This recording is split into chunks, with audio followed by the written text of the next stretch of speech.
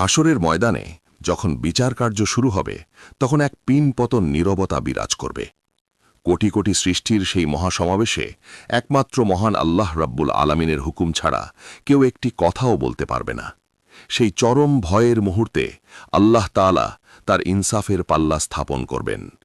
দুনিয়ার বিচার ব্যবস্থায় আমরা দেখি অনেক সময় অপরাধী প্রমাণের অভাবে ছাড়া পেয়ে যায়, কিংবা টাকার জোরে বা ক্ষমতার দাপটে বিচারককে প্রভাবিত করে ফেলে।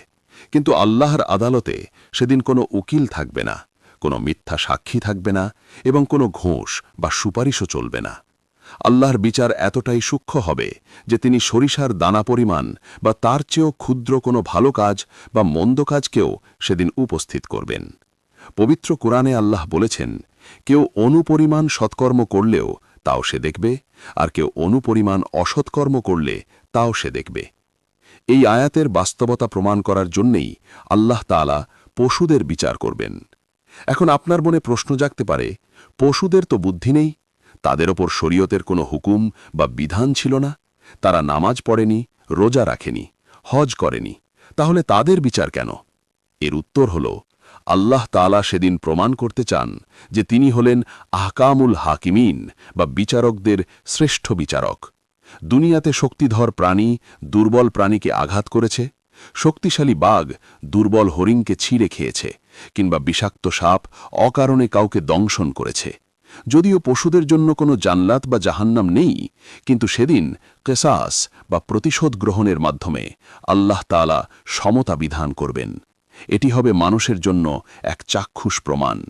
যখন মানুষ দেখবে যে আল্লাহ তাআলা একটি বোবা প্রাণীর অধিকারও ছাড়েননি, তখন মানুষ নিজের কৃতকর্মের কথা ভেবে থরথর করে কাঁপতে থাকবে। তারা ভাববে, যদি একটি বনের পশুকে সামান্য গুঁতো দেওয়ার হিসাব দিতে হয়, তবে আমরা যারা সারা জীবন মানুষের ওপর জুলুম করেছি, এতিমের মাল ভক্ষণ করেছি এবং দুর্বলের ওপর অত্যাচার করেছি, আমাদের পরিণতি কি হবে? আল্লাহর এই সূক্ষ্ম ইনসাফ ব্যবস্থা দেখে জালিমরা সেদিন হতাশ হয়ে পড়বে। দুনিয়াতে হয়তো কোনো রাজা বা বাদশাহ তার ক্ষমতার দাপটে অনেক অবিচার করেছে, কিন্তু সেদিন আসল রাজা বা মালিকুল মুলক আল্লাহ তাআলা দেখিয়ে দেবেন যে তাঁর রাজত্বে অবিচারের কোনো স্থান নেই। তিনি মাজলুমের আর্তনাদ শুনেছেন এবং তা সংরক্ষণ করে রেখেছেন। পশুদের এই বিচার মূলত মানুষের জন্য এক বিশাল সতর্কবার্তা। আল্লাহ বোঝাতে চান যে আমার আদালতে জোর যার মুল্লুক তার নীতি চলে না। এখানে শক্তির কোনো মূল্য নেই, এখানে একমাত্র মূল্য হল ন্যায়ের। সৃষ্টির প্রতিটি কণা সেদিন সাক্ষ্য দেবে, মাটি সাক্ষ্য দেবে, বাতাস সাক্ষ্য দেবে, এমনকি প্রাণীর শরীরের অঙ্গপ্রত্যঙ্গ সাক্ষ্য দেবে। এই ভয়াবহ পরিবেশে আল্লাহ তাআলা যখন ঘোষণা করবেন যে আজ প্রতিটি হকের পাওনা মিটিয়ে দেওয়া হবে, তখন শুরু হবে সেই ঐতিহাসিক ও বিস্ময়কর দৃশ্য, যেখানে শিংওয়ালা এবং শিংহীন ছাগলের মোকদ্দমা পেশ করা হবে। সেই বিচার প্রক্রিয়াটি কেমন হবে এবং কিভাবে আল্লাহ তাআলা এক প্রাণীর শিং অন্য প্রাণীকে দিয়ে প্রতিশোধ নেওয়াবেন, তা এক অলৌকিক ঘটনা। হাসরের ময়দানের সেই ভয়াবহ পরিবেশে আল্লাহ তাআলা একটি বিশেষ বিচার কাজ পরিচালনা করবেন, যা হাদিস শরীফে স্পষ্টভাবে বর্ণিত হয়েছে। হযরত আবু হুরায়রা রাদিয়াল্লাহু আনহু থেকে বর্ণিত, রাসূলুল্লাহ সাল্লাল্লাহু আলাইহি ওয়াসাল্লাম বলেছেন, মহান আল্লাহ কিয়ামতের দিন হকদারের হক তার কাছে ফিরিয়ে দেবেন, এমনকি শিংহীন ছাগলকে শিংওয়ালা ছাগলের কাছ থেকে বদলা নেওয়ার সুযোগ দেওয়া হবে। কল্পনা করুন সেই দৃশ্যটি যখন সমগ্র মানবজাতির সামনে দুটি ছাগলকে আল্লাহর আদালতে হাজির করা হবে। দুনিয়াতে একটি ছাগলের মাথায় শিং ছিল, যা দিয়ে সে তার শক্তির দাপট দেখাত এবং অন্য একটি দুর্বল শিংহীন ছাগলকে আঘাত করত বা গুঁতো দিত।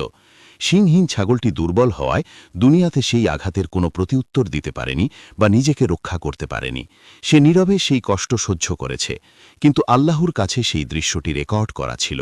আজ সেই বিচারের দিন উপস্থিত। আল্লাহ তাআলা তার কুদরতের মাধ্যমে সেই শিংহীন ছাগলটিকে শিং দান করবেন এবং যে ছাগলটি দুনিয়াতে শিংওয়ালা ছিল তার শিং কেড়ে নেবেন বা তাকে দুর্বল করে দেবেন।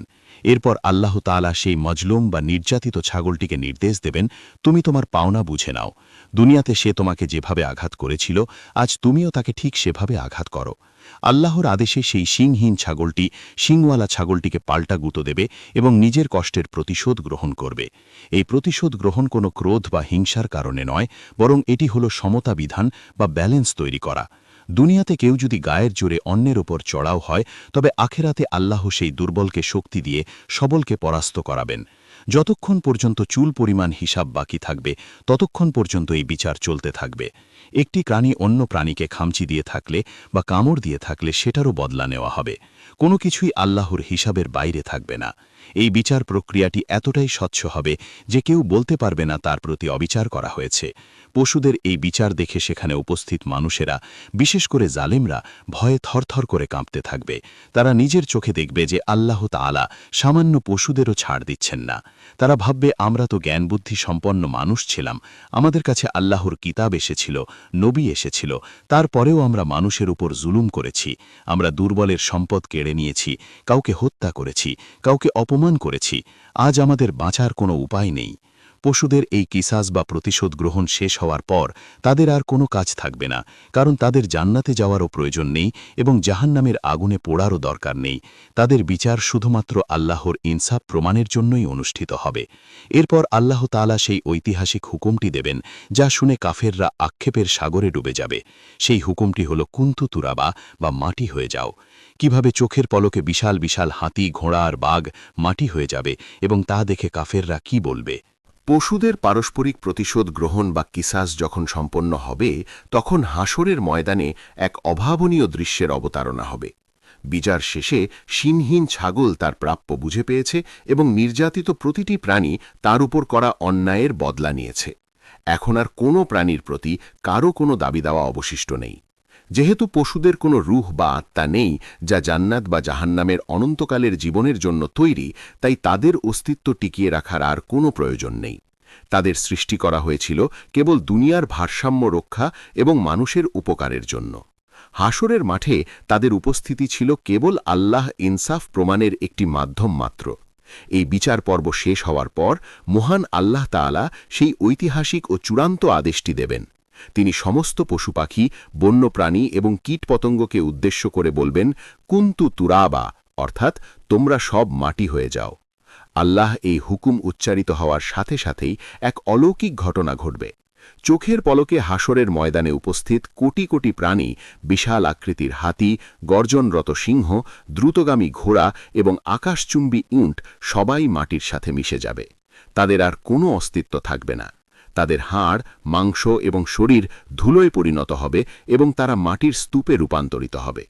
কিছুক্ষণ আগেও যে ময়দান পশুদের কোলাহলে পূর্ণ ছিল তা মুহূর্তের মধ্যে নিস্তব্ধ হয়ে যাবে।